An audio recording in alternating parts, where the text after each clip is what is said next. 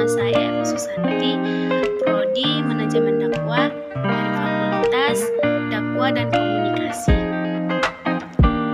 Pembahasan pengertian hadis, pengertian sunnah, pengertian aksar, pengertian khobar, dan kedudukan dan fungsi hadis.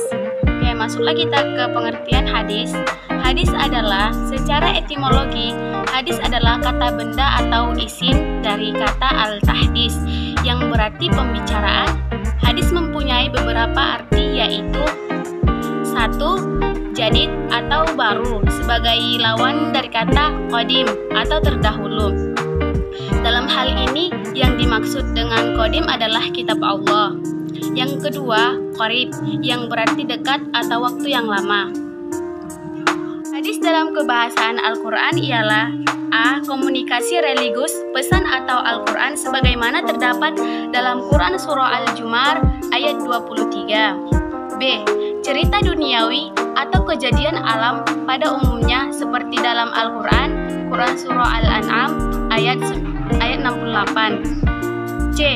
Cerita sejarah atau historical stories sebagaimana terdapat dalam Quran Surah Toha ayat 9. D. Rahasia atau yang masih hangat dalam Quran Surah At-Tahrim ayat 3. Kedua ialah sunnah. Secara etimologi berarti jalan lurus dan berkesinambungan yang baik maupun yang buruk. Sedangkan menurut istilah atau terminologi yang digunakan muhaddisin, sunnah adalah segala sesuatu yang dikaitkan dengan Nabi SAW, baik berbentuk perkataan, takrir, bentuk fisik, moral, maupun perjalanan hidup yang baik. Kita ke pembahasan yang ketiga ialah pengertian khobar. Khobar menurut bahasa berarti al-naba, yaitu berita. Sedangkan menurut istilah terbagi 3 pendapat, yaitu yang pertama, khobar lebih umum dari hadis. Hadis adalah sesuatu yang berasal dari Nabi, sedangkan khobar adalah sesuatu yang datang dari atau dari selain Nabi atau orang lain. Yang kedua, khobar adalah sinonim dari hadis, yaitu sesuatu yang disandarkan kepada Nabi SAW dari segi perkataan, perbuatan, dan sifat. Yang ketiga ialah khobar berbeda dengan hadis. Hadis adalah sesuatu yang berasal dari Nabi, sedangkan khobar adalah berita yang datang dari selain Nabi atau atas dasar muhaddisin.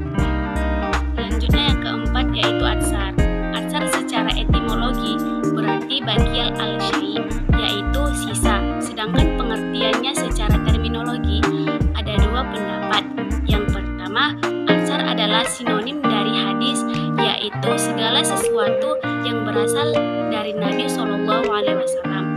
Yang kedua, atsar adalah berbeda dengan hadis, sesuatu yang disandarkan kepada sahabat dan tabi'in yang terdiri atas perkataan dan perbuatan.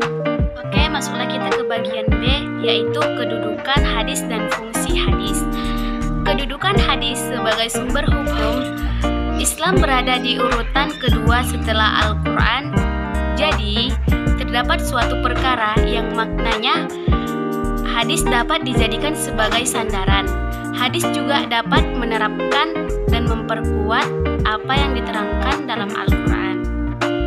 C. Dalil-dalil tentang kehujjaan hadis. 1. Al-Quran Al-Karim. Di dalam Al-Quran terdapat banyak yang menjelaskan tentang kewajiban taat kepada Allah Subhanahu wa Ta'ala, antara lain firman Allah Subhanahu wa Ta'ala. Sebagaimana Allah berfirman dalam Quran Surah An-Nisa ayat 59, "Hai orang-orang yang beriman, taatilah Allah dan taatilah Rasul-Nya dan ulul amri di antara kamu.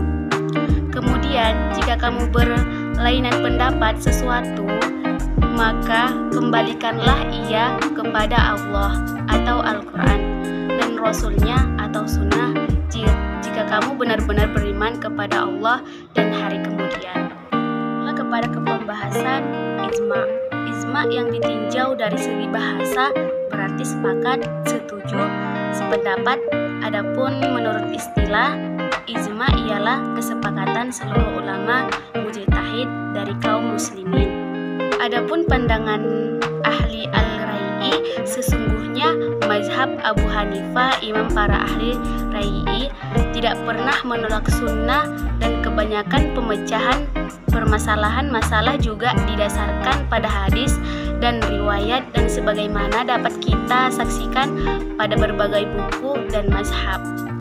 Pandangan dari para fuqaha bahwa semua fuqaha kaum muslimin dari berbagai mazhab dan kawasan, baik yang mempunyai mazhab yang masih bertahan yang tinggi, namanya saja menetapkan hukum dengannya, serta merujuk kepadanya apabila ada bagian dari agama Allah dan jelas bagi mereka tidak dapat dipertentangkan. Sekian dari video tugas saya.